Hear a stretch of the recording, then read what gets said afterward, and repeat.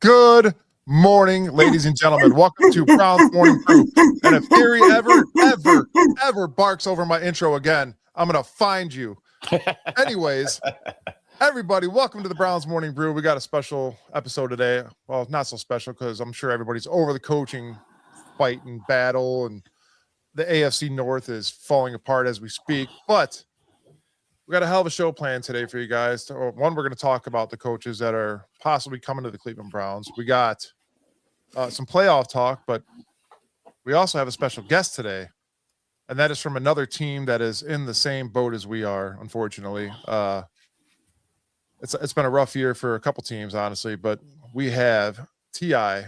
from the Titans Idiot Nation joining us today. What's up, guys? What is up, T.I.? Oh man, just basking in misery, like my fellow Browns fans here, but here in Nashville. Thanks so much for having me. Appreciate it. I've been trying to link up with you guys for a while, so glad we finally made it happen. I would say the one good thing you probably got is you probably don't have about 8 inches of snow on the ground down there like we do up here. So we gotta be miserable and cold, bro. It's horrible. It's horrible. Yeah, it's 35 here. I'll take it, man. I'll take it. Oh, is it really that chilly down there right now? Yeah, we're on a cold chill right now, man. It was it was the other morning. It was like 18. I was taking my kid to school. I almost was like, man, just stay home today. I don't feel like getting out. Yeah, right. 45 is like a summer day for us over here. Yeah. Yep. It's our windows down, t-shirts on. So yeah, tell us a little bit about yourself. Tell everybody where they could find you at, and your socials and all that. And sure. Yeah, so T.I. run Titans Idiot Nation, probably the largest fan-based Titans social media, I guess, conglomerate, we could say, online, coming up on my 10th season creating content. You can find me on all your favorite socials, Titans Idiot Nation, Titans Idiots, depending on where you're at. I think Twitter's Titans Idiot. Everything else is Titans Idiot Nation. But, yeah, man, like every good hero or villain, the origin story is like 10 years ago, roughly, we lost a most ridiculous game. It was like the longest game in NFL history at the moment. It was against the Dolphins. They had like 5 rain delays, lightning delays. They come out of the locker room and they go right back in. And we lost the game ultimately in the end. Everybody gave up. Nobody wanted to play on both sides. And the next day I was listening to talk radio. People were calling in just like we had just lost the Super Bowl on a controversial call. And I'm just sitting here like, Jesus, man, it's week 1. Like, what is wrong with you people? And, the people calling the radio, they're, long-time listener, first-time caller, appreciate you taking my call, And so I just kind of picked up my phone and started mocking that, shooting some videos, went home, kind of edited them together very hastily on some app that I found online. I had no idea what I was doing. Threw it on my Facebook as a joke and forgot about it, and came back later that night and it had just blown up. And I was like, it had that light bulb like, oh, hey, here's something. Let's do this for some time. And so I started doing that, and then you run out of ideas. And so I just started naturally doing game recaps and game previews, started, obviously incorporating memes, started, really just kind of making fun of myself. And lo and behold, 10 years later, here we are, but I do most of my damage on Facebook. That's where I mostly get my angry comments from. And, I do a lot of trolling myself, a lot of tongue in cheek. I mean, I call it lighthearted trolling. I befriend a lot of fan bases and we jab each other back and forth, but the internet is a dark place to begin with. So I try to balance that line between, offensive, but still acceptable, like, yes, if I like, there's, if you're watching one of my episodes with your kid or something, like, if I do cuts, like I'll bleep it out, like and it's not me personally, it's just trying to make it acceptable to all the masses, and being a Titans fan, we're already in a small market anyway. And so I try to bring in other fan bases. I've got a lot of followers that are just fans of other teams that just enjoy what I do. We ironically have a lot of Chiefs fans, a lot of Bills fans, obviously a lot of other fans of the AFC South. And I just kind of find folks like you guys and some people down in Jacksonville and Houston that really do a good job on social media and try to just kind of interact with them and just beef back and forth. But you can't beef with us. Our record's better than yours, Joe. Yeah, that's right. That is right. But yeah, so all in all, I mean, really, that's a nutshell, man. I just I like to have fun online. I invite people into the fray. I encourage people to argue in the comments. I encourage people to go back and forth. Freedom of speech is alive and well on my page. I went to school for journalism, so I'm a proud supporter of the freedom of speech. So, that's that, but that's my world down here, just living in misery, Do you keep TI? Do you keep in the off season? You keep it running? Oh yeah. You have to, man. Algorithm never sleeps. I tell people all the time. I say, if you're in the business of content creation, I said, we as humans, we need to eat, 3-4 times a day to survive. How long do you think what an algorithm needs? So you just got to feed it all day, and especially in the off season, it's a little harder. It's a little harder until training camp rolls around. But I always make a point to go to camp, and I always bring sunglasses with me. I'm always trying to hand them out to the players and coaches and stuff, and getting selfies and all that kind of stuff with them, So I'm always finding a way to generate content. I think I have a little bit of a luxury because I get to be silly. I get to be sarcastic. I don't have to be newsworthy all the time. So I have an upper hand, I think, of some folks, because if you're trying to generate like topical news stories throughout the entire year, especially of a small market team, like that is an uphill climb in itself. So, I just try to have fun with it. But yeah, you're right. You got to keep it going year round, or it dips, I'm sure we've all seen the algorithm, how it could eat you alive, or it can, support you, and so I try to stay on the good side of the algorithm. I try to tell people it's kind of like that plant from Little Shop of Horrors, it's, you just got to keep feeding it. Seymour's got to keep feeding the algorithm or it'll eat you, Absolutely. I'm going to start real quick. Breaking news, guys. Freddie Kitchens has been seen at the Middleburg Heights Dunkin' Donuts waiting for his interview. There you go. There it is. Leave there. He's just been there probably for the last 7 years. Just sitting there waiting at Dunkin'. At least it's Dunkin' and not like McDonald's or something, Yeah. And T.I., since you like arguing, I'm gonna let it rip right off the bat. Gary, you have a sincere question for T.I. here. Yeah, Let's get right into that. So, here we kind of we brushed a little bit upon it before the podcast started here. And I just, here's, and I guess you're not going to be able to answer this question because you're a fan, right? But we were talking about like Bud Adams a little bit here. And what's up with Tennessee not allowing Houston to have the colors, man? And here's the thing is that like, I understand that like they could have fought for some stuff, right? But then you have the University of Houston wants to have a throwback day and use those colors, and then Bud Adams wants to sue them. Yeah, well, it's Amy Adams now, which or Amy Adams. Yeah, I don't know if we have a podcast long enough for me to vent my frustrations with her. But really, yeah, we talk about the Browns owner all the time. Yeah. But ultimately, I think Houston just kind of was like, screw it, we're doing it anyway, because they ended up doing their jerseys with the colors, Yeah. I don't know if there was an agreement that came behind the scenes, but it is, I think from the outside looking in, it's pretty silly argument. I'm kind of like, I don't know what the big deal is. I think there's a lot of pride there, obviously, with the Adams family versus Houston. I think there's a lot of backlash for the way that things ended there. But I always joke about it and always tell people, I'm like, well, when they first came to Nashville, well, actually they really played in Memphis for the first year, and but they were the Tennessee Oilers, as we all know. So my joke is like, well, I guess the colors became part of Tennessee at that point, in the minute that they just kept the Oilers name. And so I think there's behind the scenes, there's probably been some agreements because the argument got a bit ugly once it made national news. It was all over the place. People were like, what's Amy Adams' problem?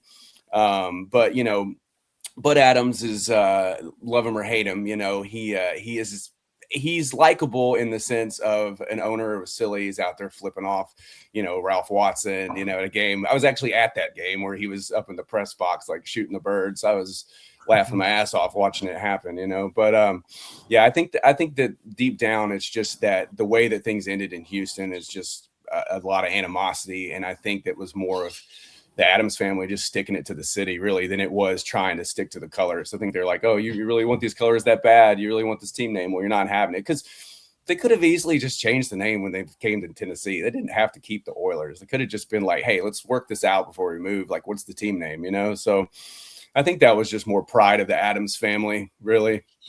And is there animosity now between the Oilers or between the Titans and the Texans now?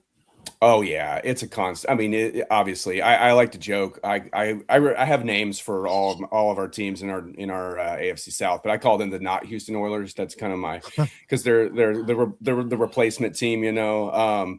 But there is. I mean, you've got both the owners. They're constantly going back and forth. You know, the Texans owner, Cal's wife, she is always out in the media. And I feel like she does that specifically because Amy Adams obviously is the owner of us. So she's always out there. Her name's always out there. So it's like, why not get a little girl fight going on, you know?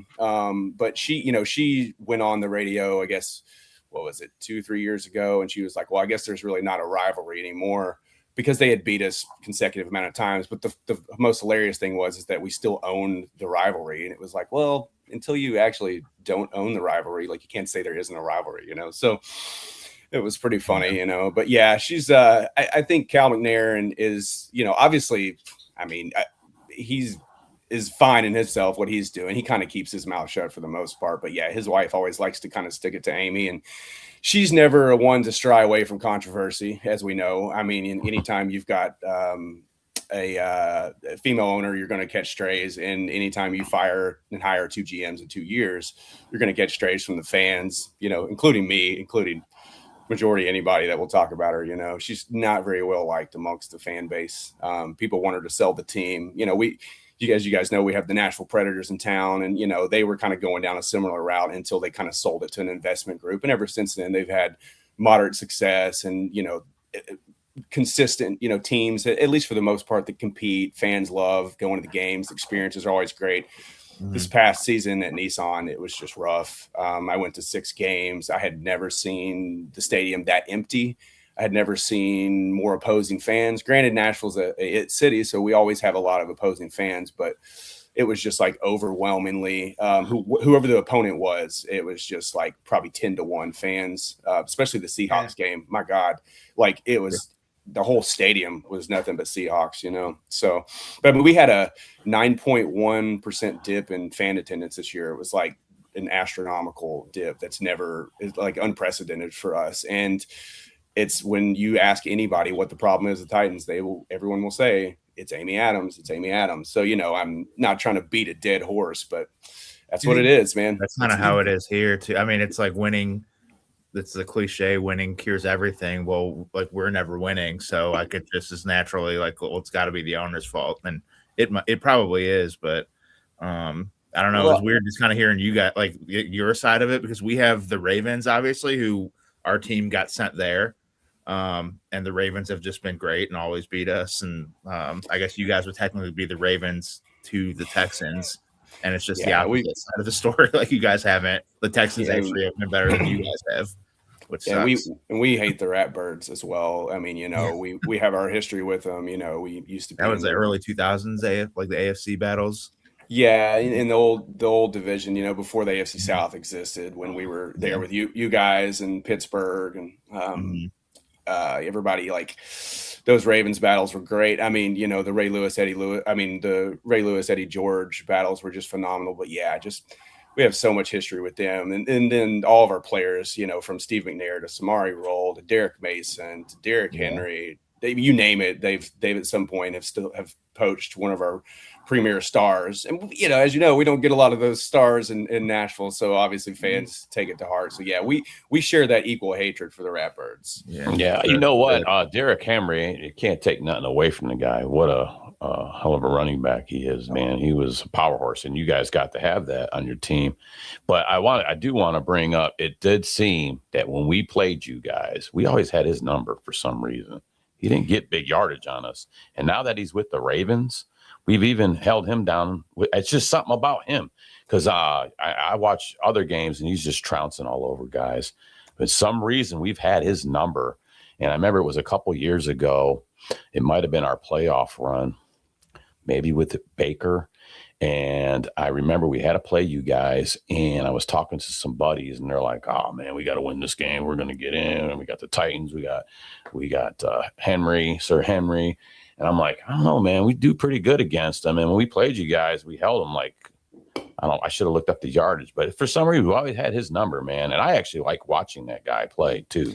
I'm a football fan. I'm a Browns fan at heart, but what was it? Delpit, like before or after the first game, said something like that he was looking forward to playing Henry now that he's with the Ravens, and it was like, I think we actually held him again, but it was like, dude, why would you say that? Like pretty much, Ti our safety was like talking crap, saying, yeah, like Derrick Henry doesn't scare me, and I was like, well, he probably should, like.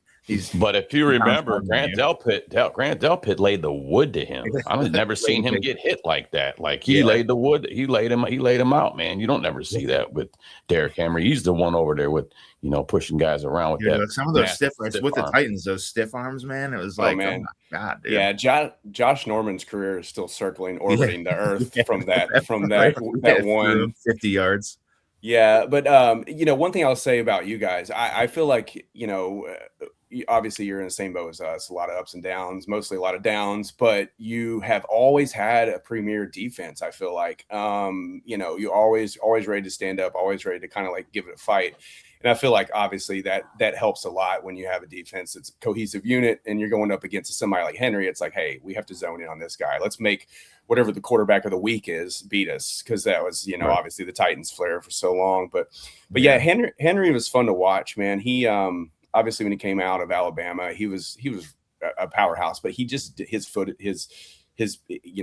was bad, his technique was bad. It was just everything, and he just wasn't living up to expectations until one day Eddie George tapped into him. Eddie George just kind of was like, hey, we have to talk.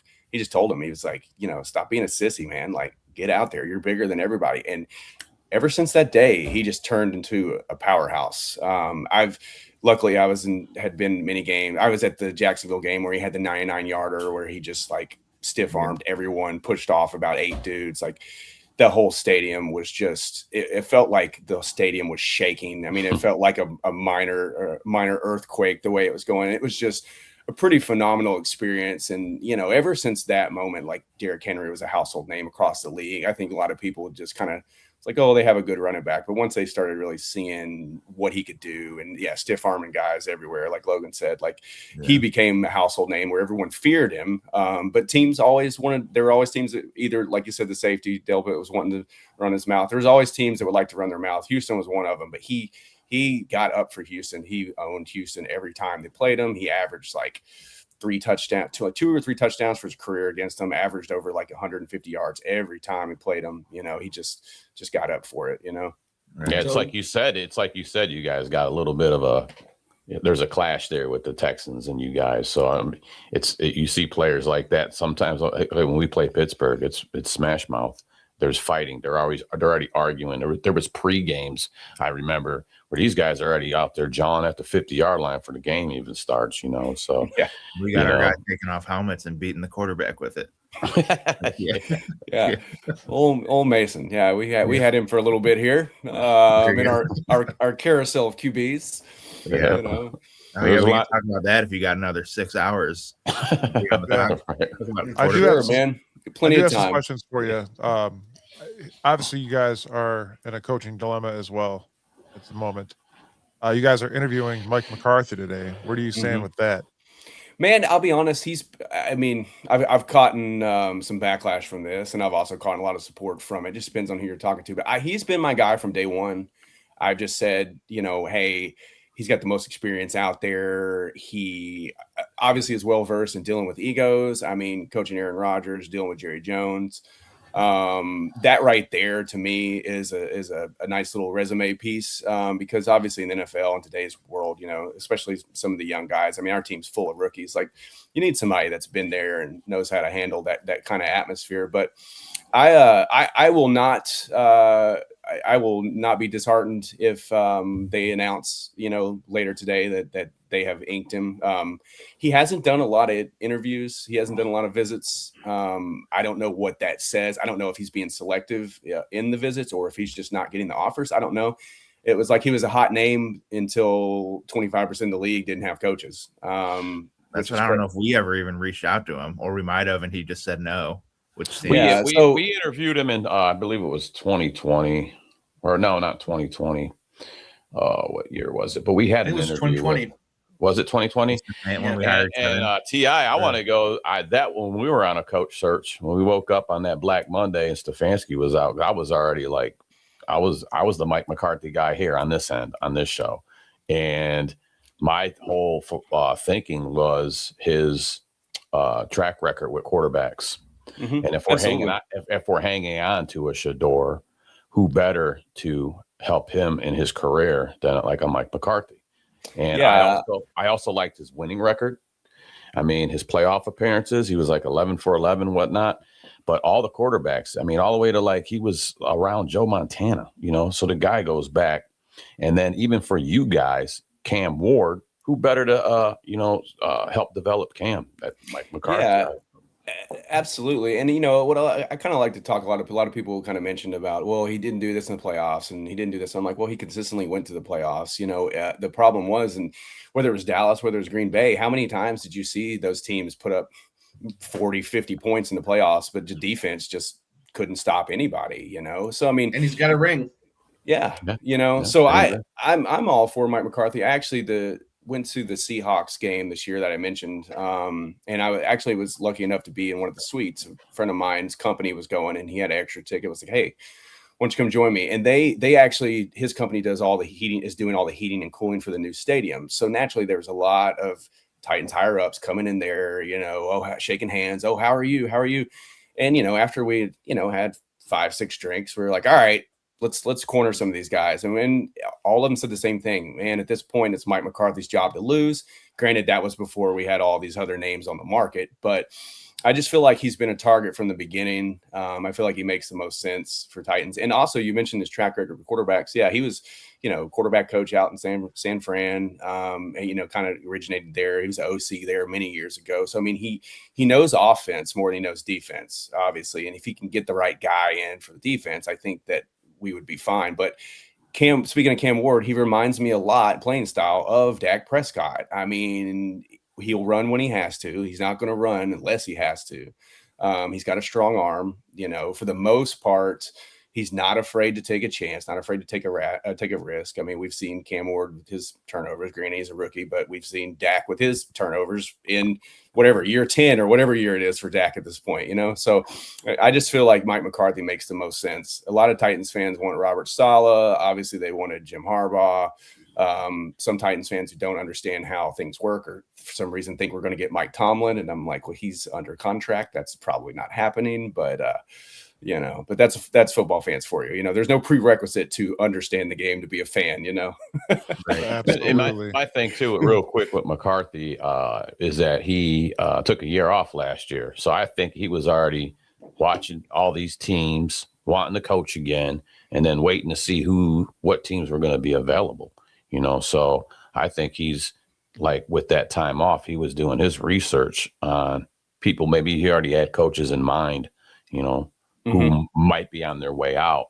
And then he was already doing his math in his head and what quarterbacks do they have? What am I going to, I knew, because he wants to get back in the game. So absolutely. But, he was hiding under the radar, man. So, hats off if you guys get him, man.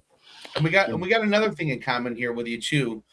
We're talking about like coaches and here in Cleveland, we have a thing where it's like, we have somebody in town and things don't happen the way we want it to happen here with them. And then they go somewhere else and they become Hall of Famers. Right.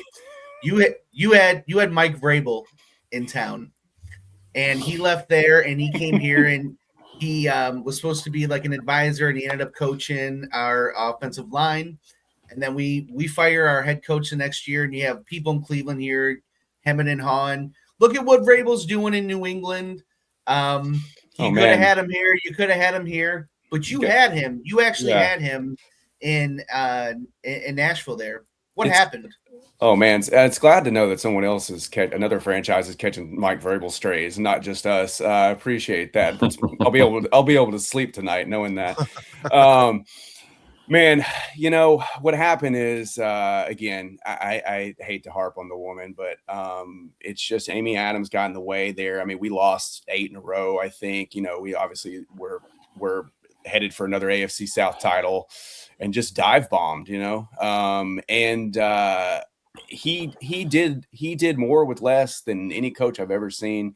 That year prior, when we got the number 1 seed, we had already set the NFL record for starters from injuries. Like, we had the most injuries of any team in NFL history. We didn't have Derrick Henry at one point for like 5 weeks. You know, if you remember, he came back. Had the number 1 seed. Yeah, who had the number 1 seed. He came back in the playoffs against the Bengals, which I thought was a terrible idea. I was like, he's going to be rusty. And, you know, and then obviously the way it worked out, we had 9 sacks against Burrow and still lost. Tannehill threw. I knew it was going to be a bad day. The very first play of the game, Tannehill threw a pick. I was like, man. But I mean, I love Tannehill. I mean, he really put us back on the map. Played some of the best football of his career here. A lot of fans just try to constantly bash him, and I'm just like, if you go back and look at the stats, you know, I know everybody has their heart on McNair, but I mean, he even had better stats than McNair. Like, he's literally the best statistical quarterback this franchise ever had. And everybody says, oh, that's because he had Derrick Henry. And I'm like, well, he got us the number 1 seed with a bunch of dishwashers and, you know, and backup players. Why he was out there on a bum ankle, while Derrick Henry was nursing his injury. So, I mean, you know, but back to your question, what happened is, I just feel like there's a twofold there. There is a lot of speculation that when Robert Kraft offered the job to Jared Mayo, supposedly he had offered him that job many years ago, apparently was the deal. And I think he was just following through on a promise. I don't think he intended on keeping him for more than 1 year anyway. Mike Vrabel's heart is in New England. I mean, he was still, like, even when he was coaching the team, he was getting inducted in the Hall of Fame there, and he's wearing Patriot stuff while he's still coaching the team. I think that was part of the deal that Amy Adams didn't like as well. She's like, well, she gets it, but it's like, you're over there just repping this team who's in, you know, obviously the AFC is us, who is an enemy of us. Meanwhile, you're still coaching our team. I think there was just a lot of egos got into play, but part of me thinks that Vrabel didn't have his heart in at that point. He wanted to be in New England. It doesn't make it any easier to watch what's happening there. But, you know, we have a track record with Mikes. We really only hire people named Mikes. We hired 3 Mikes in a row. I mean, like, you got McCarthy coming then too. Yeah. Right now, why Harbaugh didn't come in an interview? I think so. That's the thing. So we went changed from his name to Mike Harbaugh last week. Yeah, we went from Mike Mularkey. I mean, not Mike Mularkey, Mike Munchak, right? And then Mike Munchak gets fired, and in terms Mike Mularkey, he gets like 15 games or something, ends up taking us back to the playoffs. He gets canned for Mike Vrabel. Vrabel comes in, you know, obviously he gets canned. Then we had the Callahan stint. Then we had our interim of Mike McCoy, our new GM, Mike Bergonzi.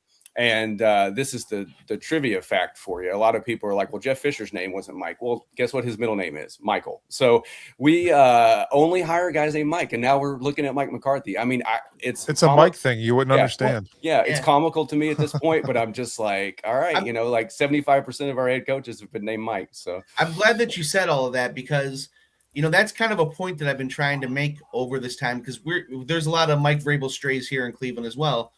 And I've been kind of trying to make the point that he wasn't going anywhere but New England. The only place that Vrabel was going to work long-term was New England. That's where he was going to be. That's where he's a Hall of Famer as a player. That is where he won his rings. That's where Ohio State or the Patriots. That's where he was going to be. He wasn't going to head coach the Browns. You know, he wasn't going to be anywhere else long-term. Yeah, and these big name guys, like he's one of them. Like, I don't want to, I guess, take it off topic, but none of these big name guys want to coach in Cleveland. Like he sees the dysfunction. He was in New England for so long. He knows what a good organization is supposed to look like.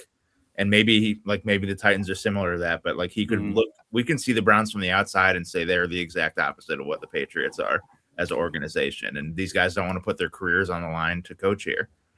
And he came over from Houston. I think he was the DC at Houston at the time when he came over to Nashville. And obviously that's, trying to get that rivalry there. And so I think that fed him for a little bit, but yeah, his heart was not in it for sure. Obviously the ownership is not great here. The fan base is fickle. It's a lot of, I'm not going to say fair weather fans, cause for the most part, Titans fans are diehards. I mean, I know the people that I know, the guys who run the Two-Tone Blue Nation tailgate. I mean, these guys are diehard. They'll be there whether rain, sleet, or snow. They'll be there, 6 a.m. setting up a free tailgate for everyone, with music, food, alcohol. I mean, it's like Titans fans are diehards, but there's just a lot of people that are just, and I'm sure you have them too. I mean, granted, we only have two decades really of legacy here, like, 25, 26 years. You guys have a long-standing fan base there. So, but with us, it's like some people, didn't even grow up watching this team, like I said, they didn't come to Nashville until I was a senior in high school. And granted, you've got some kids that have been watching them from day one. And, these poor kids haven't seen any of the fun times. So it's like they lose interest. I mean, you see a lot of kids running around Nashville wearing Patrick Mahomes jerseys or, you name it, because that's how they are. That's what they see. They see the winner and they're like, well, I don't want to watch the Titans, I mean, I've taken my son to a couple games and he's just like, he's always joking, like, I don't think they're going to win, and I'm like, well, get used to it. Neither do I, but yeah, I don't think we want to either, but we're here. Yeah. I do have one more question because we got to let you go, unfortunately. I wish we could keep you on here, but we got some other stuff to get to as well. But obviously we're both teams with rookie quarterbacks at the helm of things. While Cam Ward showed some glimpses this year of being able to be an NFL quarterback, what would you say for your team would need to be fixed?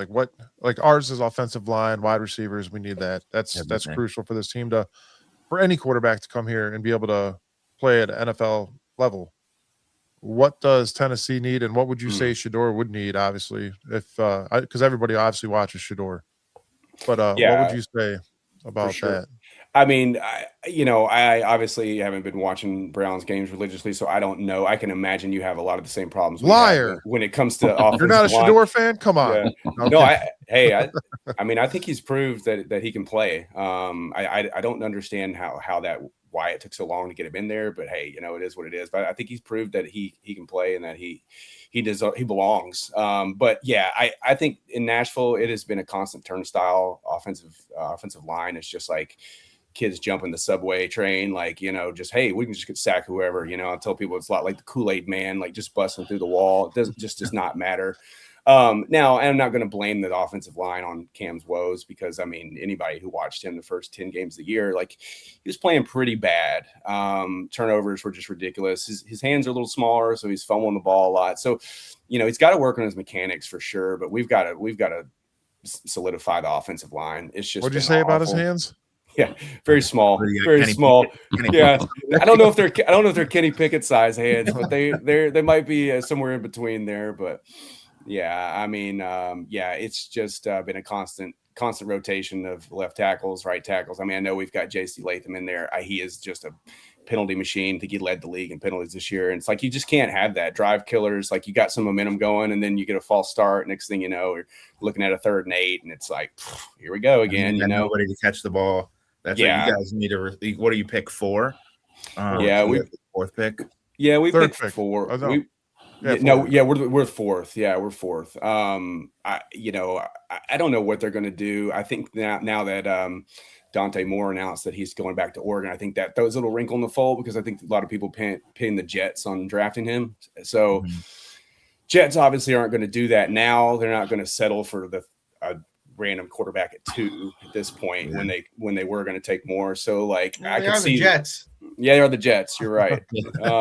They're known for either drafting a wide receiver or just making a mistake. So, but I don't know. I could see the Titans if Reuben Bain's there. I can see them taking him. But if not, I wouldn't be surprised to see him trade back at this point because I just don't know. I don't know if they're going to go for a receiver. I don't know if they'll take the kid out of Ohio State at 4. I mean, I will be fine with it if they do, but I also think sometimes it's a little overreaching. But if you got to get your guy, you got to get it while you can. So but we need a receiver. You're right about that. I mean, Calvin Ridley was our best receiver, and he was awful. He's been a total disappointment. Our Jerry Jeudy kind of similar skill sets or lack of skill sets.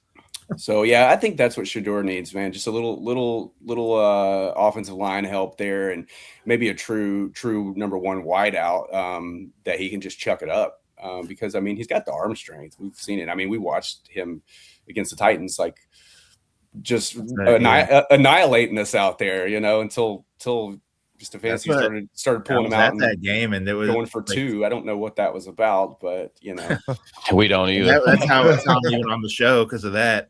I was at the game, and I guess speaking to the game, it was so similar watching those teams outside of Tony Sanders, your guys' running back, or Tony Pollard that looked like Barry Sanders, but it was the same. They were the same team out there. Our defense was a little bit better, but you guys had the better running back.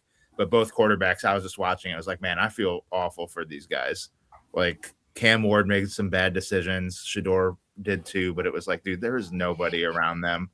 To help them play better. But I left that game and I was like, it was just, I couldn't believe that we went for 2 all the time or both times that we did. It was like, what? I have no idea what we're doing. It was kind of like your story from 10 years ago. And I was just like, I got to do something. Like I'm, trying not to punch someone in the face leaving this stadium. So I came up with the idea of like a parody song. Like I was like, dude, what's the status? Like a song that everybody knows that I can make about the Browns. And luckily our coach was such an idiot that he went for 10 times that game. And it was like the lyrics are writing themselves. I mean, it popped up on my algorithm, and that's like, I shared it. Like, I was like, this is great, Yeah, so I saw your comment and I was like, this is great. Like I got all the Browns fans in here yelling at me, but I'm like, this is even reaching the Titans fans too. Like this is crazy. I mean, it was crazy. It was bad though. Well, I was going to say in conclusion, like I think Cam Ward's a great quarterback. I've been a little hard on him this season just because it's my job. I tell people I'm like, look, I'm not a rah-rah cheerleader. It's my job to kind of call it how I see it.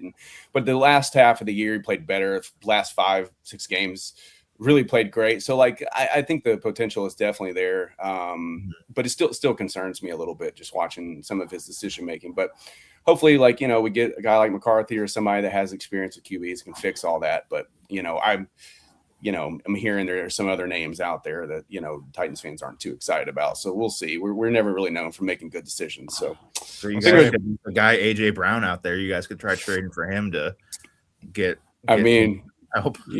Can you imagine if Titans had a guy like AJ Brown or a guy like Derrick Henry? Like, man, yeah. It just seems like to me, man, we're sitting there talking to you, and I'm just sitting here. I'm going, wow, we just seem like we're mirrored on our offense. Rookie quarterbacks, no line. You've said it. We've said it about us. Struggling receivers, luckily for us, we had a defense to actually watch. We had a milestone with Miles trying to get to the sack record. But your guys' defense had struggled a lot too. I think it was averaging like 30 points a game, and that's a tough pill to swallow there, So you guys, I feel for you guys too, man. So like when we were talking, I just see like mirrors of our offenses, So needing the same things, But then we got to remember. He keeps saying playoffs and first seeds, and I have no idea what the hell that even means. We got to remember that we are talking about rookie quarterbacks too, though. A lot of people seem to give them a lot of fire. Hey man, these guys are just on the field now. You can talk how great they did in college. Some guys play great in college, get to NFL. It's a whole different story. It just doesn't work for them. Before we end up letting T.I. go here, I just want to let you know that if you guys are looking for a quarterback, we do have a supercomputer. You can have them. Yeah. You can have them, and we just want I don't know. We'll just get a couple 5-gallon buckets of sports Gatorade. We want a coach named cleats. Mike. Yeah, some cleats. We have a lot of them to pick from. I think we could let a couple mics go. We've already done it best before, mic, so and we'll give you Dylan Gabriel. Well, I was gonna say something. Yeah. You guys had the revolving door of mics. We might be setting a trend here in Cleveland because there's a Grant Adinsky that wants to offensive coordinator here. So we kind of got the Kevin Stefanski gone, and now we got just hire Polish people. Yeah, Cleveland skis. I don't know. Maybe they need to put the dome in Parma, and then they can be the pierogi capital of coaching. No more pierogies in Cleveland. Which are very good, by the way. I'm not taking nothing away from them. I'm a pierogi fan, man. So we're hot chicken down here in Nashville. So yeah, man. And hot honey and all that. You guys got the stuff down there, man. I like. There's a thing called Mike's Hot Honey. Let's just have him coach the team. Yeah, I'll tell you how hillbilly Italian I am. I'll take the pierogies. I'm just speaking of a meal, and I'll lay them in sauce and put a bacon, put cheese on them. Man, that's how. I mean, that's a good eats right there. So I don't want my Polish community to get mad at me because I made a ski comment. So everybody gets soft. So calm down. Right. So Ti, where can our fans find you? Sure. Yeah. You can just find me on all the socials, whether it's YouTube, X, TikTok, Instagram, Facebook. You can look up Titans Idiot Nation. I do most of my damage on Facebook. That's where you'll find me the most. I am not so active on Twitter. I'm probably second most active on Instagram. I just, Facebook is where we've got most of our followers. I mean, I think we're pushing like 37,000. And so get a lot of comments there, a lot of interactions, and that's where I ultimately spend most of my time. So if you're really kind of trying to keep up to date with current news and current posts, I don't post everything. I don't share to Instagram like everything I post. So maybe every 5 to 1, So if you really want to just kind of like see what I do and get in the mix of all the insanity and nonsense, like I said, I don't take myself serious. I don't take I take football serious, but it's still from a lighthearted stance. So, that's where I'm at. So yeah, people give me a follow. Like I said, we have tons of fans following the page that aren't even Titans fans. All different fan bases just because of what I do and how I interact with people. I always try to.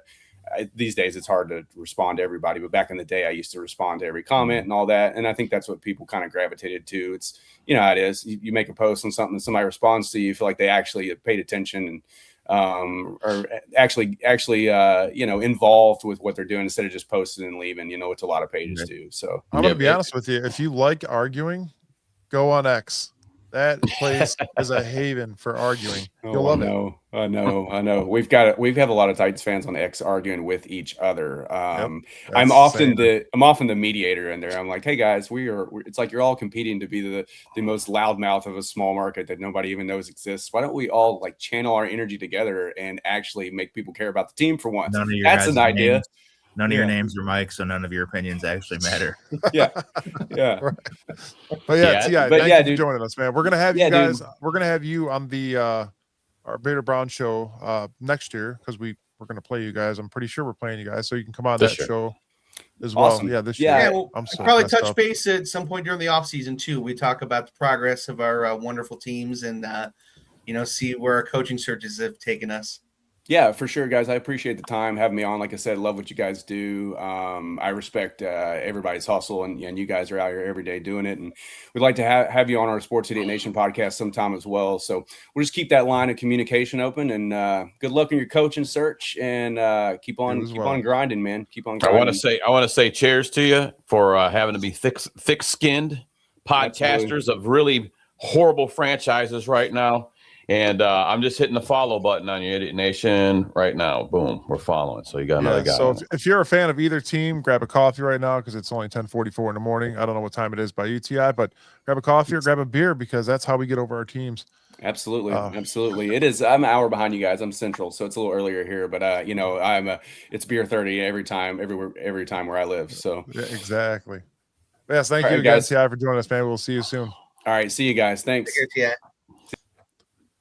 That was fun, guys. That was giving us a little insight on another team's thoughts of a losing season as well. Unfortunately, it happens to the best of us, right? And Cleveland, we're just used to it. So here we are. He kept saying like the playoffs and first seeds, and it was like, I don't like, you're speaking foreign languages to us, buddy. We don't know what the hell that means. Right. Yeah, for sure. So we Angel has actually put some stuff together for us about the coaches that we have chosen. And it's great, don't get me wrong. We have to pick somebody, right? So I think we're Bro, going I talked to you yesterday, Mike. I am so over this stuff, man. I am so over it.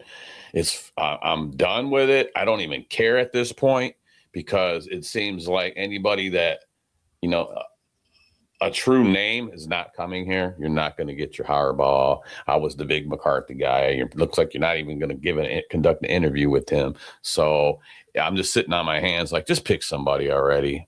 At this point, I don't even care. I really don't care. I just don't care. I'm just One of our listeners, Quick Clips, does have a pick for us. He says, morning, gentlemen. Tommy Rees, the next football coach. Nobody's talking about him, and he's the reason. QB number 1.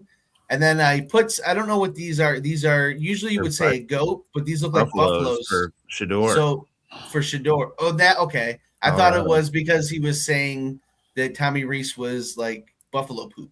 As strong as a buffalo and going to carry the city on his back. Okay. And we've talked about Tommy Rees being an option as well, and we're going to get into that as there's a lot that goes into it.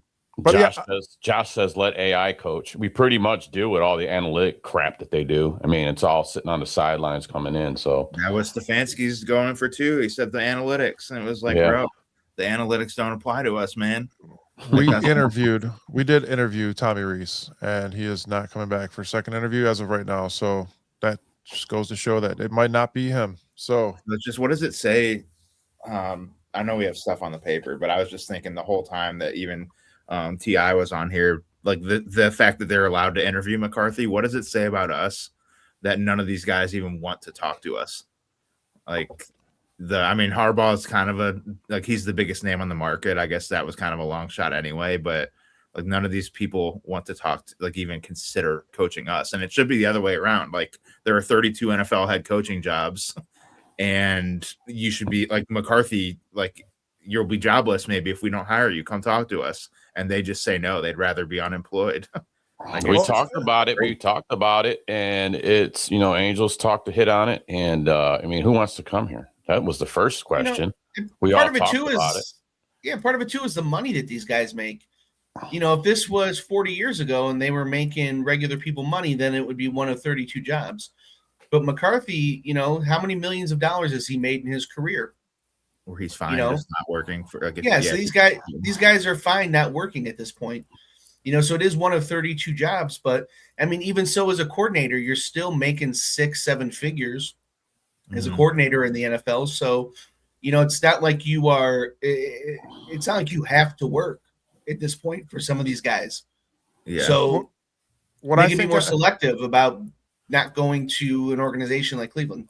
So we're not even. There's no positive. Sorry, go ahead, Mike. Go ahead. I'm sorry. There would be a positive if you are an amazing head coach, like you say you are, and you want to be able to come and show that.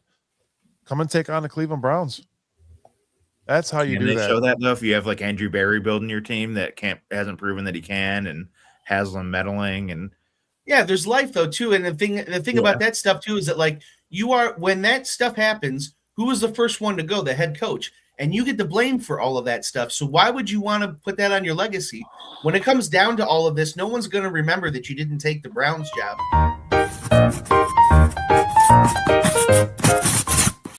You said blame, Gary. And I'm blaming you, Angel. Angel, I'm blaming you for saying that we have to apologize to Tony Grossi. I'm going to apologize to Tony Grossi for what? Because he said something? Let me tell you something. Causation and correlation are not the same thing. Just because Tony Grossi says that Harbaugh wants one thing and then he hasn't done the contract with the Giants, that doesn't mean that he was right. And even if he was right, guess what? He's wrong on a bunch of other garbage. So I'm not going to be apologizing to Tony Grossi. You need to apologize for us for licking his boots. You're a Tony Grossi bootlicker, Angel. Oh, whoa. The wrestling All side right, of Gary Lee came out. there's our social media clips right there. Yeah, what he Flip that. said. Yes, what he Yeah. said. 49 minutes and Apologizing 20 to Grossi seconds would in. mean we have to acknowledge his existence, which goes above any principles that I have. So I'm not going to do that. Uh-oh. There it is. Angel says, apologize now. Yeah, that's right. We want your apology, Angel. Yeah, apologize for reminding us Grossi exists. Yeah, right. You said you're apologizing by not apologizing, so thank you. How does that even make sense? Hey, That's that Tuesday night. That's that Tuesday logic. It's that Chad and Angel logic that we're using here. That bootlicker logic. Don't let Apology the job means don't, you're sorry. don't, Yeah. don't let the job do you. Do the job or something. Did you hear that stupid saying? That was going around? That's a Tuesday night saying. anyways, Saturday we saying got- is nobody wants to coach our team and we're in trouble. Yeah. There you go. Yeah. Bottom line. somebody's And gonna want that's this the job, bottom right? line. Let me log into PFF and see how I'm supposed to apologize.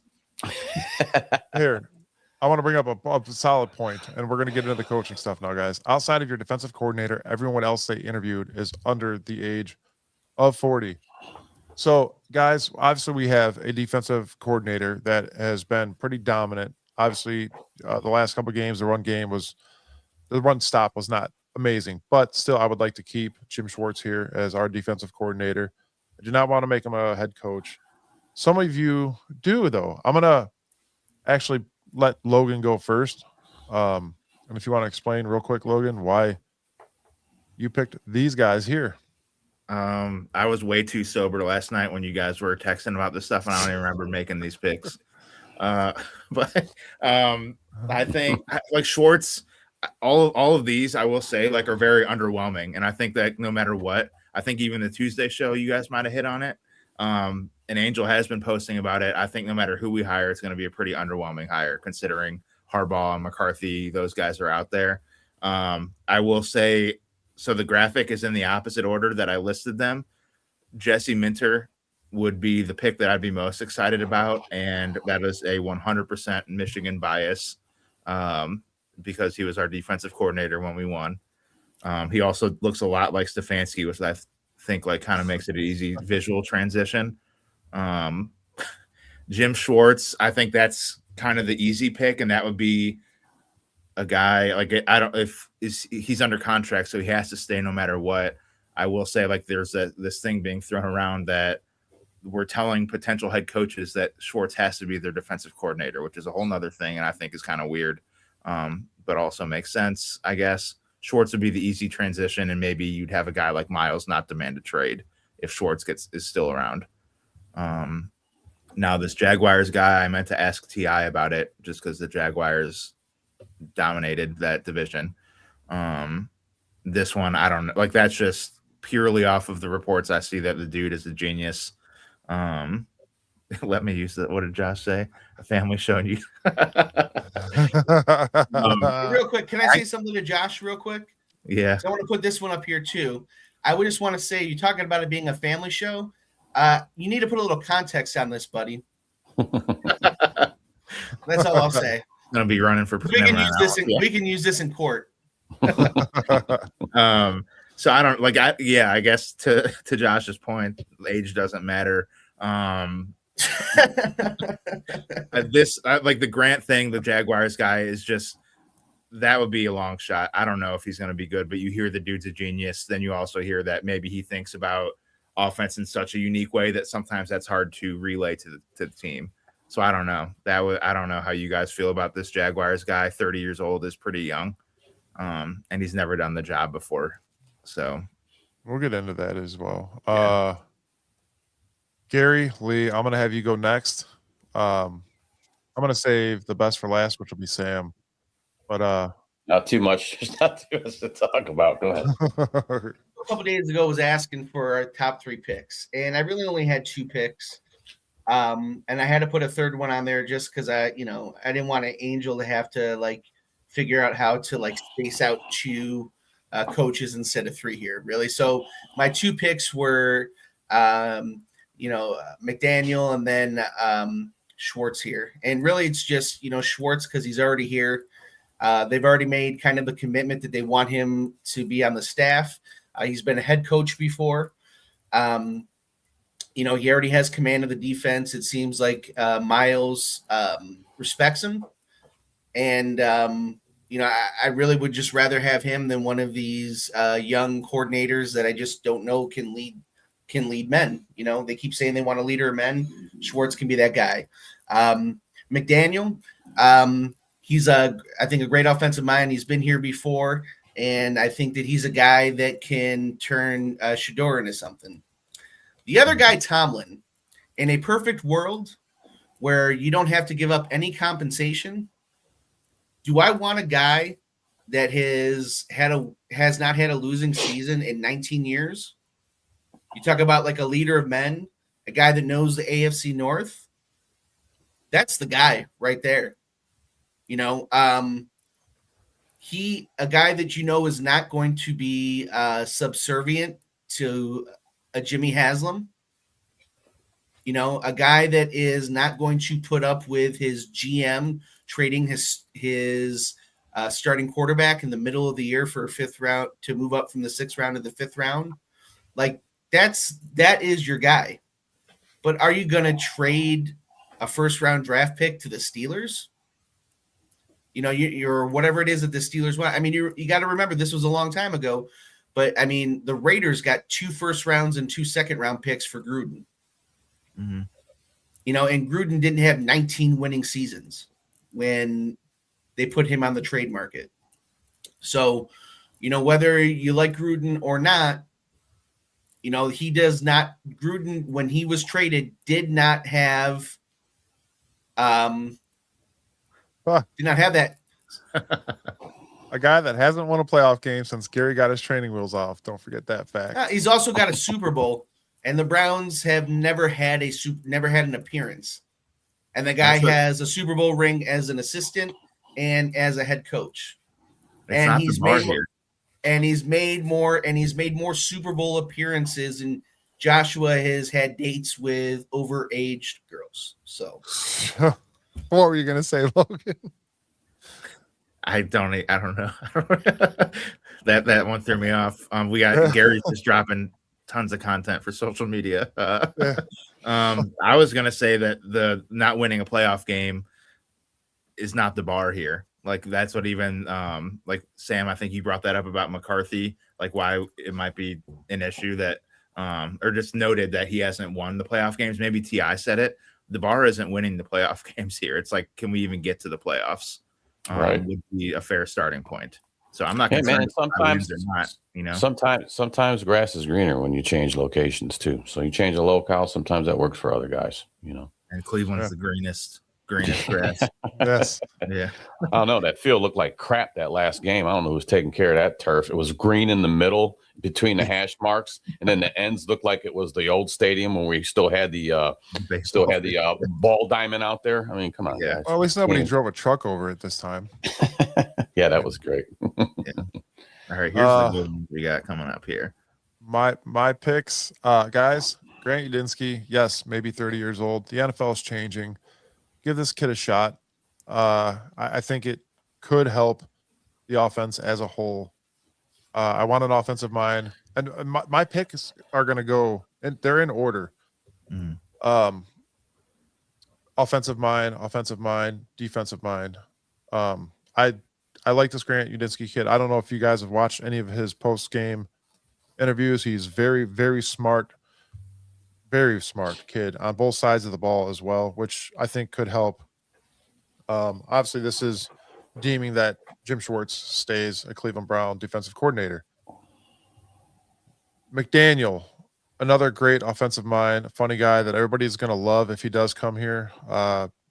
Win or lose, it's going to suck if we lose. That goes without saying.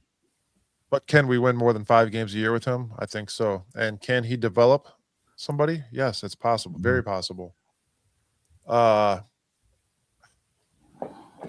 Minter, man. Michigan guy. I don't like saying that, but this is if Jim Schwartz does not stay on this team, we are going to need a good defensive mind, and this guy is that. Obviously, you hire an offensive coordinator that has that offensive mindset and is able to call plays. I do not want him calling offensive plays. So that would be my outcome on that. Mm-hmm. And you can't forget Dan Pitcher as well. That's another guy that is an offensive mind that I would not mind bringing here. And it's a name that hasn't gotten brought up enough. That is a great offensive mind for Cincinnati Bengals. Obviously, Joe Burrow loves him and does not want to let him go, I'd imagine. But if the Browns could swoop him up, let's give it a shot. I mean, what do we really have to lose? The next 2 years are going to be rough in this building process for a new coach, rookie quarterbacks, the draft coming up, dealing with Andrew Berry and Jimmy Haslam. Something's going to have to give eventually, right? I mean, if you want a coach here to do his job, it's going to have to. You're going to want to push back against that, man. You're going to want to have some type of winning going on here, going into the new dome. You want to go into the new. You want to go into the new dome still with losing records. How are you going to sell seats? How are you going to sell seats? Nobody's going to buy into that. Why can't we go worst to first, man? There are other teams that do it. Why does this? If your defense is so good, which it is, right? And you have 2 first-round draft picks, and you're looking for a new head, and we're going to be getting this offensive-minded head coach, right?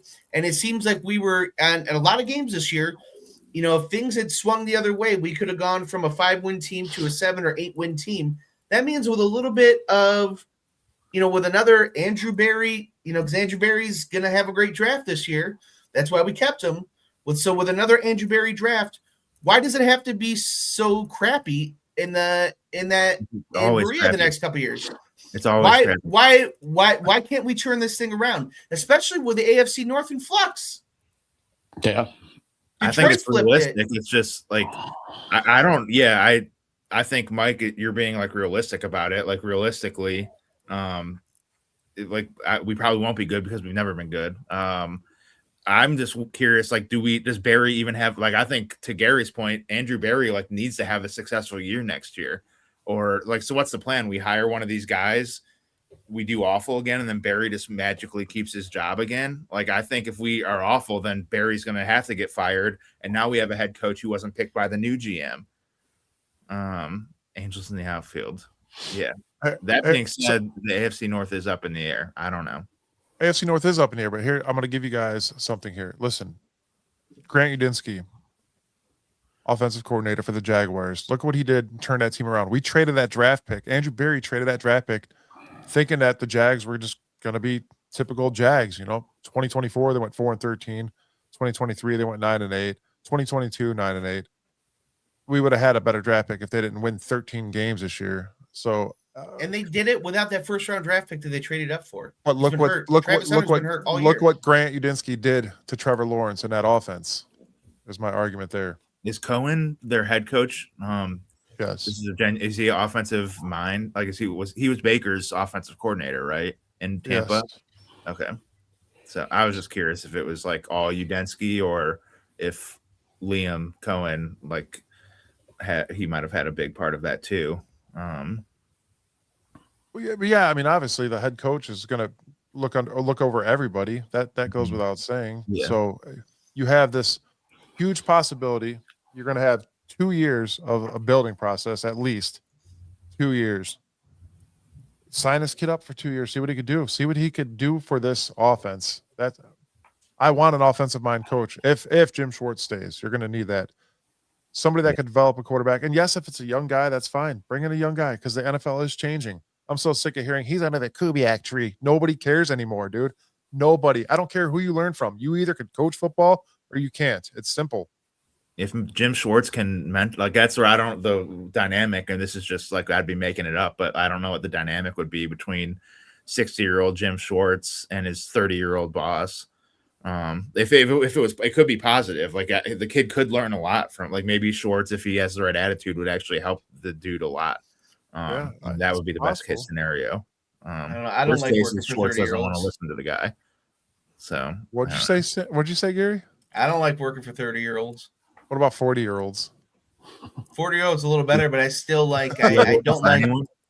Yeah. I don't like. Well, I don't like working for anybody, but it is harder working for younger people. And I can imagine in football, it's even more so. Yeah. And it's granted, some of these coaches that we have picked have worked with quarterbacks. I think the main one being like Mike McCarthy, obviously Sam's favorite, is obviously not coming to the Browns. So that's one guy that can develop quarterback. That was my guy. I was like, seasoned head that's who I coaches. wanted. That's who I wanted. And then he's not even getting an interview. And I'm like, all right, well, that's ship sailing. But then the whole Harbaugh thing popped up. I'm like, let's get hard. Come on, man. Throw the kitchen sink at him. That ain't coming into fruition. And then I just see us sitting down on one of these younger offensive coordinators, and the Angel touched on this too. Well, it's time for a new young regime to come in. The NFL is changing, blah, blah, blah. Okay, that's true too. But right now we need to start winning sooner than later. That's why I would like an old head that's proven to come in. So you and got then a list of three of them, right? Maybe you take, I got like you brought a McCarthy in, and then you brought a Harbaugh in. But the thing with Harbaugh is how you full control of everything. We already know that's not going to happen here. But you bring in a guy like that and then let him pick his offensive coordinator. That's somebody that might, when that guy's done, maybe he can take his seat after, he moves on or whatever, So Sam, I'm going to pull up your three and let me know who they would pick as an offensive coordinator. He wants seasoned head coaches that have been in the league for a long time. Very, very seasoned. Here's Sam's picks. Yeah, Sam? We're going back. We're going back, baby. We're going back. We're going to start with Paul Brown. I'm so over this quarterback or this coaching search that they asked me the other day. I'm like, I don't even care. I don't. So I just brought in three old heads that I liked, back in the day. I mean, you can't go wrong with Paul Brown. A little history on Paul Brown, obviously Cleveland's coach for a long while. He also co-founded Cincinnati Bengals, and a few little pieces of history with Brown. He helped modernize the face mask. He came up with the draw play. I mean, he was the one guy that also pioneered going to game films. And so maybe that's your first guy to make fire. Yeah. Well, that's your old school head that you kind of revolutionized the game that we watch today. Maybe that's our problem. Are we watching film after these games? You would. One would hope. One would hope, right? Sometimes you got to go back to go forward. I guess. Sometimes you got to go back to go forward, man. I just this coaching search right now, and I'm gonna touch on something too with Todd Monken too. But let me get on here. Vince Lombardi.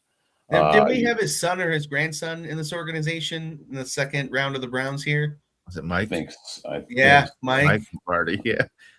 I mean, this is a guy that won 5 championships in the first 2 Super Bowls, and what a legacy he's got. I mean, they got Lombardi trophy. You got a trophy after you. He was a badass back in the day. So we got Vince Lombardi in there, and then I'm gonna go to my guy John Madden, because as much as I hated back in the day him scribbling on the X's and O's, I missed that guy. I actually missed him a lot, man. The turkey leg.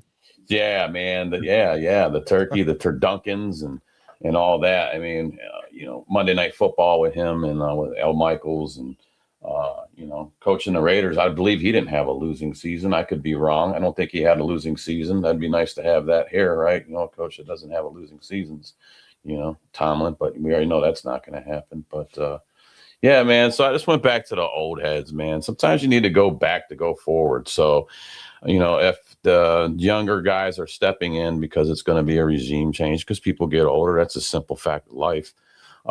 Maybe while you still got some of these older heads out there, maybe try to pull them in, man, and go back to what worked, instead of doing a wildcat down there and, going for 2 points. And I mean, when you don't need to, PFF says go for it, kick the field goal, get off the field. I think we should just drop kick every single possession. Yeah, that and then actually like I worked. said, Angel was talking like Todd Monken. I'm not really savvy on that. Now he's an older head, but here's my thing. So Sam, you were just saying he's an older head. Maybe he'd be a great coach. Well, he's been an offensive coordinator, and he's 60 years old. Why hasn't he been a head coach? So therein lies my problem with him. Maybe offensive coordinator mind, but head coach mind. I'm on the fence with that. So. And he's got a dumb name too. Yeah, His guy's name is Todd Munkin. He sounds like a small little like field animal. You know what I mean? Yeah. he was the mayor of Munchkin City once. The other mayor. I don't need an offensive coordinator that's going to get stepped on. Todd Munkin is the new mayor of Munchkin City. We represent Todd Munkin land. Todd Munkin land. Todd Munkin land. We represent Todd Munkin land. Logan, you got to make a song about and he's this. going to coach the Browns. That's what Gary needs to shut up, man. He's putting me to shame. Yeah. So if you take my Paul Brown, if you take my Vince Lombardi, and you take my Madden, and I made a joke about it in our group chat the other day. I said, how about we go back, we get a little DNA from each one of them, and then we just get ready to have that coach. We'll make them, and then we'll throw them into the new stadium, and we'll win Super Bowls. Supercomputer coach. Yeah, well, supercomputer coach didn't work too good, just like his supercomputer quarterback, Dylan Gabriel thing. I think it was time for Kevin to move on, even if Kevin needs a new light of day. But here we are, looking for that coach. I mean, you all talked about it. Hey, maybe sometimes getting rid of somebody when you don't have a backup plan. Yeah, maybe Stefanski was the best thing we had for now, but he's gone, so you can't change that. Know. So it's on to finding the new guy, the new candidate. I'm just so over it that I'm ready for it. I'm ready for them just to announce, hey man, Browns select, blah blah blah blah blah. Let's move on. Let's go. All right, let's. Maybe they won't have a head coach. We can just have two coordinators, and just the head coach doesn't matter. Like you said, you can get an AI computer out there. That's what it seems like the league's coming to anyway with all your PFF and your analytics. Just have a robot coach out there. We are the first place for the most analytical team, and I'm wondering if that will change now that Paul D. Podesta is gone. It's a possibility, but I don't think so either. Barry's an analytical guy. Barry, we talk about like trees. He comes from the Sashi Brown tree. What do analytics say about drafting a 5'8" quarterback in the third round and then drafting another one after him? If you're the Cleveland Browns and you got your record, obviously them analytics don't live up to everything that they're about. That just tells you right there that it doesn't. You're the most analytics, and you got the worst record, bro. Chad and Angel, log into PFF. Let us know what PFF said about that. I'm telling you, man. What's the PFF score for the? Now you're going to make AI mad. Now you're going to piss AI off. I've seen Terminator, dude. It's all. We know where this is headed. Yeah, we talked about. So we got Schwartz getting a second interview, and ESPN's Peter Schrager is reporting that Todd Monken is getting a second interview, but he is the only person that has reported that. So we have that to look forward to. Did we interview the Jags? We interviewed the Jags guy. He's not getting a second over this. Todd Monken coming here would have been great if Harbaugh was coming here as head coach and he brought his offensive coordinator and Monken here. That's the only way. Maybe the first to have the "May the Schwartz be with you" memes when he gets hired. Is it Spaceballs? Yeah. Oh man, my PFF's bigger than your PFF. May the Schwartz be with you. Right. May the analytics be with you. So we know that us or the Titans did not make the playoffs this year, guys. Not even close. Plenty of opportunity for the Browns to do it, but it just fell short, right? It fell short. It fell supercomputer. It fell Gabriel. Yeah. It felt a little Gabriel. A little Gabriel. Honestly, realistically, guys, I think there was 5 other games that we could have possibly won. And we've done it. We've had our predictions for the year, and some of us had us winning 9 games. Some of us had us only winning 5 games, and that's realistically speaking. Next year, I don't even want to do predictions. I really don't, but we're going to. But we didn't make the playoffs, and the playoff bracket is alive and not well with us not in it. And So look do you at New guys? England in there, the number 2 seed. What with is the coach that this? we had on the Browns last year. That's insane. But he was never going to be here. I know it's just a comment I wanted to say. He was a one night stand, man. He was never going to be your girlfriend. You know what I mean? Yeah. Which is crazy. I don't want to. Like, people are saying no to us. It's supposed to be the other way around. Let's talk about this though, guys. What makes you guys most excited about this playoff bracket? I think it's Pittsburgh getting stomped on by Houston. It's going to make me the happiest. I think I like. Talk about they didn't go from worst to first, but Seattle, that run that they've been on out. Sam Darnold's the guy I root for. Just after the BS he went through in New York, it's good to see him kind of bounce back with Minnesota and now with Seattle. I do like JSN, even though he's a Buckeye. Great receiver. Hey, you don't say that. Yeah, I'm loving watching the Bears run. The Bears. Yep. Yeah, I'm with you, Gary, on that. Yeah, we talked about it. I want to see the Bears, run through this. Also Buffalo too, man. Like I hate Buffalo fans, and but I'm still, man, as a kid from the '90s, man. I was bummed that the Bills never beat the Cowboys in that for them in the '90s, and I'm still rooting for there's still a Lake Erie brother, Mm-hmm. Yeah, that's another big thing. McDermott making it to the playoffs and not being able to, get to the big time. And I think that's going to be another crucial coach that could be fired if they do not win this year. It could happen. Hey, Mike, real quick, I just want to give a shout out to one of our sponsors, Cleveland Ketchup. If maybe we got 4 cases of Cleveland Ketchup, we could send them to the Browns so that Gabriel could do this. Reach the top shelf of his locker. I don't even know if that's true, though. We had Johnny Manziel there for a little bit.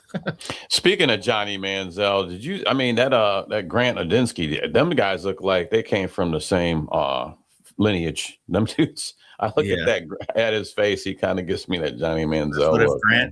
Is it weird that we keep drafting our? Go ahead. Mm-hmm. No, I was just going to say, if Grant and Johnny are related, if he just does a little bit less cocaine than Johnny did, I think we're going to have a winner. It's just weird. Like, we're the only team in the NFL that keeps drafting our logo as quarterback. We get Johnny Manziel, Dylan Gabriel, Baker Mayfield. That little elf guy. Yeah. Yeah. At first I was thinking the helmet and I was like, what? Yeah. I got it now. It took me a second. But I see Denver right behind Sam there. We got, what is it, Denver? Why couldn't Brandon Weeden be the 28? Like, we drafted that 28-year-old quarterback, and then the Broncos draft Bo Nix when he's almost 30. Why couldn't Brandon Weeden do for us what Nix is doing for them? Because Bo Nix looks young. Brandon Weeden looked like a grandpa when we got him. You know what I mean? Yeah, Bo Nix at least looks young. Yeah. You mentioned the Buffalo fans, dude. Like, it was. I know they're our Lake Erie brother and when I went to that game. So they took over our stadium. Like, most of the stadium was Bills fans. And every time. One thing I didn't like, and again, I'd never experienced it in person. I just knew that all, like, the Lions, the Browns, and the Bills all get along and we're like Lake Erie brothers. But these people took over the stadium. They were in my seat when I got there, and every single person that normally sits around us, their seat was just taken by Bills fans that had bought seats high up and just were sitting wherever they wanted in the stadium and would just move around if somebody called them out for it. Dude, they're disrespectful, but you know what? Crazy. But if the Browns were good and I went to Buffalo and the Bills are bad, I would do the same thing. And there's fights all the time, but they're still old school. I respect the fact that they're still gritty and they'll fight. Yeah. I want to explain something. It's not like it used to be. I remember watching old footage. It was the Raiders when they're in Oakland back in the day, man. This dude straight up was stabbing on film, stabbing a dude in the stands, man. See, I don't like that stuff. God. But I respect the Philly fans that was it last week, the Philly fans that were pelting all the San Francisco the 2 San Francisco fans that were sitting there with the snowballs till they left. I saw the first Browns game I ever went to. It was in the dog pound. I was like 13 years old. I saw a Steelers fan pass out in his seat. a Browns fan pissed on him, and the Steelers fan got kicked out of the game. Oh man. Well, you're not supposed to, dude. You're not. You could ruin their liquor license by passing out.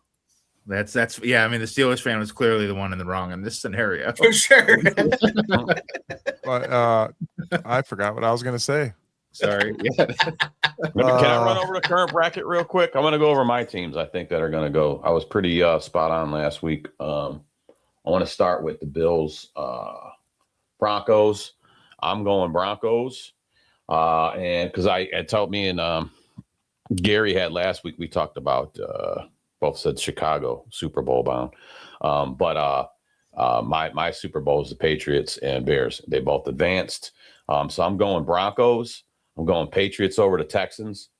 I don't know, man. The Texans offense looked atrocious, last week.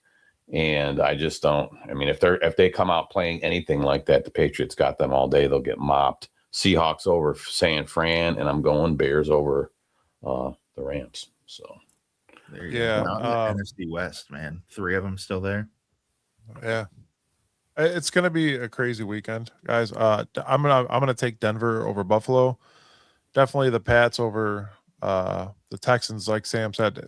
That's the first time this season they had 3 fumbles. TJ Stroud had 3 fumbles in that game, guys. That was the first time he had a fumble, I think, all year. And if you come out like that, and I mean, obviously you got lucky and won that game, but I'll be cheering. I'll be cheering for with Titans Idiot Nation with Ti, because they already talked about how they got a thing against the Texans. So I'm here with you, man. Go Patriots! All right. Seahawks. I'm gonna go Seahawks and Bears. That's a tough one. Seahawks have been pretty damn dominant, and so have the Bears. But that just goes to show you guys a coaching change could help. With the Bears and. It's just, it is. What's the word? Say that again. The Bears, and you've seen a change in the quarterback in 1 year. Things happen. They turn around. I mean, it can happen here. We still have. We're trying to figure out the coaching thing. We still have we don't know. We're quarterback limbo again. Is Deshaun coming back? Is Deshaun going to start the season? Are they going to work with Shador? Are they getting rid of Gabriel? Are they bringing in another, veteran quarterback, free agency? There's still a lot out there, man. I mean, first thing is foremost is figuring out who this coach is going to be for this team. I said, like, who wants to come here? When you got things are burning around you, it's like running naked into a house fire. I bring it up all the time, trying to be a coach coming to Cleveland. It's not easy. Make a comparison here, guys. You got these 2 teams in the playoffs. Bo Nix and Caleb Williams in the playoffs, making it to the AFC and NFC division finals. Caleb Williams was not the greatest last year. Bo Nix had a pretty solid year. There's changes that can be made to a team, and your rookie season isn't always going to be the greatest. It just goes to prove that there is potential. That's why I feel like we give up on people too much, man. Can go from worst to first. Like Darnold, he was trash in New York, and they gave up on him, and now he's the top 5 quarterback. I feel like, I don't know. A lot of it is like the fans also give up on these people too, but it's not up. The organization should not listen to the fans all the time. Or maybe they should. Maybe they should. No, I get what you're saying, Logan. We got to have some consistency. The big thing we don't have here is consistency. Yeah, it's just like I'm looking outside. It's a snowstorm. It's January 17th. There's a foot of snow on the ground. We don't have a head coach, and we don't know who our quarterback's going to be. We had a consistent head coach, but he's not here no more. 6 seasons. That was something that was consistent, but we weren't getting the numbers that we needed. So he's out. That was kind of why I was wanting to keep him, only because of consistency, and then see what you could do in a draft with offensive line and wide receivers, and then possible he could show up next year. It wasn't. We don't have to go through it all again, but it was not. I don't think it was not all his fault that we haven't been good the last couple of years. Like, no, it was actually not. It was. Listen, man, nobody is perfect, but he You know whose fault it was? And listen, and I'm not. Listen, hindsight is 2020. Mhm. I was at the time. I was excited that they were going after a top tier quarterback. I had predicted when they traded out of the position to draft Watson that it was going to cost them an arm and a leg to go and trade for him later down the road. But when you do things and they don't work out, you're held accountable. It happens in every other job. It happens. I work in insurance and in corporate America. When you take a risk like that and it doesn't work out, you lose your job. In every other industry. Yep. And that's what happened, man. They took a risk and shit flows downhill. And that's what happened this time. Stefanski lost his job. It just rolled over to the guy who made all the decisions and landed on Kevin instead. It landed on Kevin. The people who made those decisions were not held accountable. Yeah. And that's it. And that's the way life works. That's, Yeah. Unfortunately. So let's bring in the next guy. Let's Logan, bring in the next guy. Did you make your picks for the playoffs? No, I think Buffalo is going to pull it off. I kind of rooting for him, Josh Allen. Again, T.I. was on here. I think New England, unfortunately, their dynasty is just, it never left. It's just still there, no matter who is coaching and who's their quarterback. So New England over Houston. Seattle, I think, wins big today. I'm rooting for the Bears, but I think the Rams are going to maybe pull off the upset there. So Gotcha. I got Rams, Seahawks, Patriots, and Bills. And yes, this is live now, Brian. All right. And then I got Buffalo over Denver.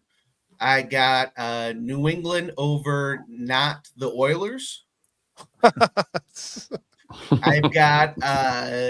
I've got San Francisco pulling the upset over the Seahawks. Ooh. And I have the Bears taking out the Rams. Who? The Rams. The The Bears. The Rams. The Bears. The Bears. I got the Bears 147,422. The Rams -900.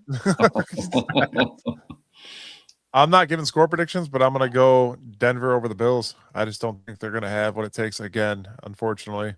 Definitely the Patriots over the Texans, especially if the Texans play at all like they did last week. Patriots are just a tough team, defensively and offensively. Seahawks over San Fran, and it's not even going to be a close one. I think San Francisco is going to get blown out. The Bears over LA. Yes, I'm going to have to go Bears, man. That's a tough one. I'm rooting for them, but it seems like they're the team that would blow it. Like if we were in their position, we blow it. It's just what the Bears do. I think that's the toughest one to go, just because you are right, Logan. Like it's a 50-50 game. That one, I mean, the Rams defense, man, is no one to mess around with. And Caleb can throw an interception, and that could turn over the whole game. Yeah. I'm gonna go back on a comment.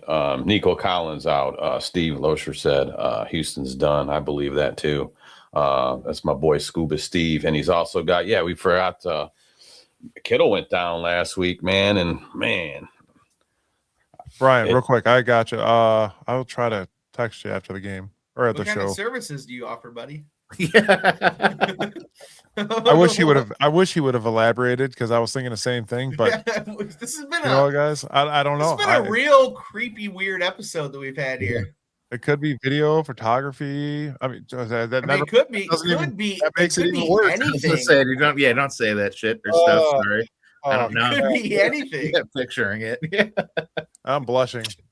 No. So during this Rams Bears game, one thing to keep an eye on is the Rams passing game, because the guy that not even runs their offense, but the guy that coordinates half of their offense with the passing plays only, might end up being our head coach. So we'll keep an eye out. We did interview their passing game coordinator, whatever the heck that is. Yeah, Dennis said there's a snowstorm in New England. So Chicago's going to be cold. Yeah. Chicago's always cold. It was cold when they beat us by 40. What was it, -10 there that day? The wind chill was like -10. Yeah, but Yeah. Gary actually lived in Chicago, and he's just a wimp, so it's always cold in Chicago, the windy city. buddy. Buddy. Do you need my services, Gary? Oh, I need your services. All right. Alrighty then. Gregory, thanks for joining the show, man. It's been a while since we've seen you. I know you were on last week. Appreciate you joining us today. But is there anything you guys want to say before we close the show today? Yeah, I'm gonna check PFF one more time for Angel and Chad to make sure that I know who's going to be the head coach, and see how things are going to be going. I'm gonna laugh when Angel just comes in here because he has full access to this and just boot you. Well, I've got full access too, so I'm gonna boot him on Tuesday then. Well, he'll take your full access away and then boot you. Logan, you got anything? John Harbaugh, if you're watching, come to Cleveland. Our organization is infinitely better than the Giants. Cleveland is a larger and more successful city than New York. Just come home, John. That's a reel in itself. Boom. Yeah. Are you gonna do a "I'm coming home" song for him? I'm coming home. I'm coming home. Yeah. Tell the world. John's coming home. Yeah, there we go. Sam, what you got?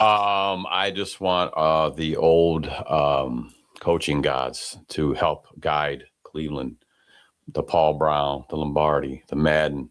I want those guys to please help come down from the heavens and help this organization find that coach so we can start having some winning football back here in Cleveland that we've not ever had a lot, so we can be competitive, so we can get into this new dome and not look like a toilet bowl. All right.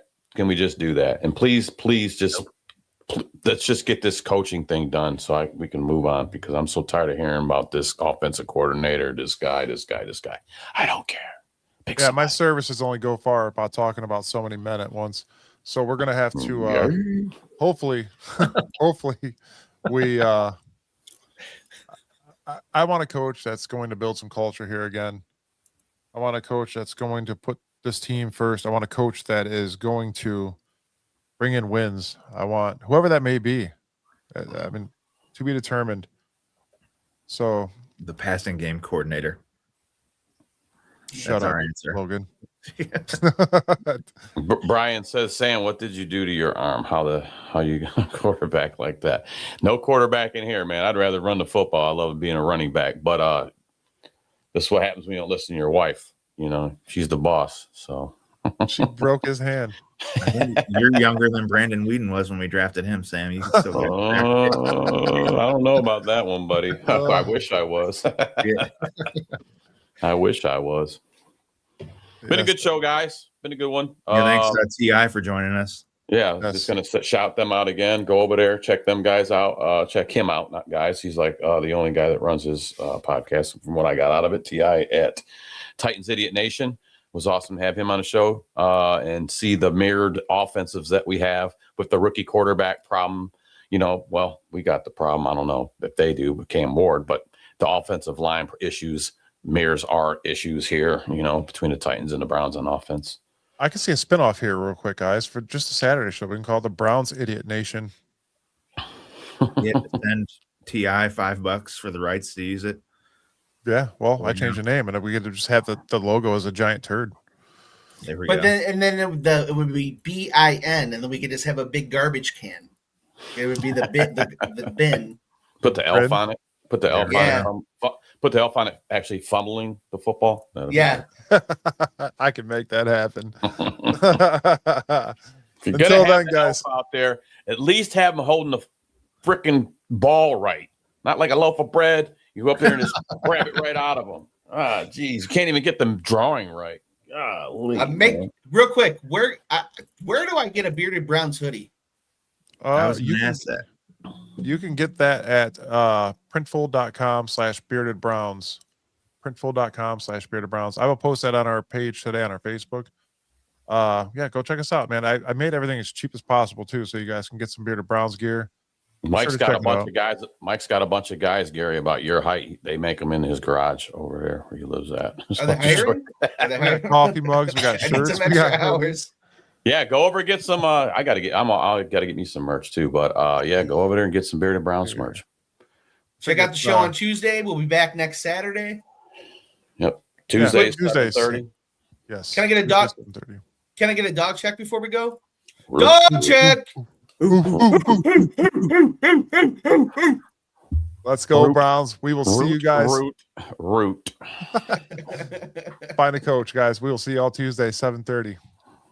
Peace.